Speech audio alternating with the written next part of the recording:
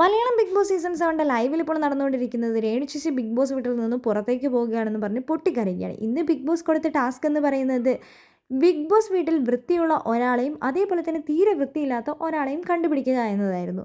അങ്ങനെ നമ്മുടെ അനുമോൾ പറഞ്ഞത് രേണു സുധീനെയാണ് വൃത്തിയില്ല എന്ന് പറഞ്ഞത്. അതേപോലെ തന്നെ ചേച്ചി മുടി ചീവുന്നില്ല, അതേപോലെ തന്നെ ചേച്ചി തല കഴുകുന്നില്ല, അതേപോലെ ചേച്ചീൻ്റെ തലേൻ്റെ പെയിൻ ഉണ്ടെന്നും പറഞ്ഞു. ഈ പെയിനാണിപ്പോൾ ബിഗ് ബോസ് വീട്ടിലെ ഏറ്റവും പ്രധാനമായ ഒരു വിഷയമായി മാറിയിരിക്കുന്നത്. ചേച്ചീൻ്റെ മുഖത്തേക്കൊക്കെ വന്ന് ഇതാവുന്നുണ്ട്. അത് തല കഴുകി കഴിഞ്ഞാൽ ശരിയാവുമെന്നാണ് അനുമോൾ പറഞ്ഞത്. അവിടെ ഒരു റീസൺ പറയണമായിരുന്നു, അതിന് വേണ്ടിയിട്ടാണ് പറഞ്ഞത്. ഇത്രയും ജനങ്ങൾ കാണുന്നതാണ്, ഒരു സീസണിൽ പോലും ഇങ്ങനെ ഒരു സംഭവം നടന്നിട്ടില്ല, അതുകൊണ്ട് ഇതെനിക്ക് സഹിക്കാൻ പറ്റുന്നില്ല എന്ന് പറഞ്ഞ് രേണുസുതി ബിഗ് ബോസ് വീട്ടിൽ പൊട്ടിക്കരയാണ്.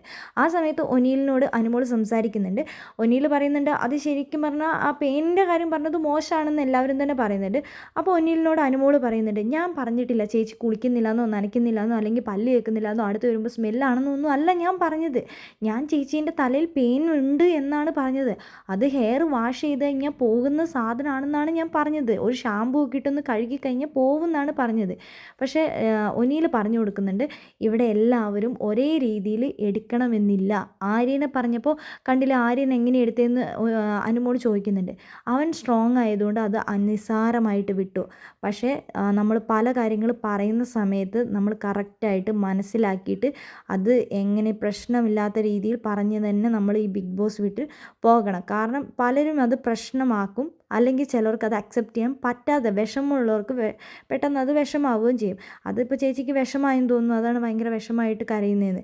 ഞാൻ വേറെ അർത്ഥത്തിലൊന്നും അല്ല പറഞ്ഞത്, ഞാൻ അങ്ങനെ ഒന്നും പറയുന്ന ആളുമല്ല. ഒരു റീസൺ പറയണമായിരുന്നു, അതുകൊണ്ട് ഞാൻ പറഞ്ഞു. താൻ പറഞ്ഞത് ശരി തന്നെയാണ്, പക്ഷേ ആ ചേച്ചിക്കത് എടുക്കേണ്ട രീതി ആ ചേച്ചിക്ക് അത് അക്സെപ്റ്റ് ചെയ്യാൻ പറ്റിയില്ല. അതുകൊണ്ടാണ് പറയുന്നത്. ചില കാര്യങ്ങൾ അനുമോൾ ശ്രദ്ധിക്കണമെന്ന് ഒനിയിൽ പറഞ്ഞു കൊടുക്കുന്നുണ്ട്.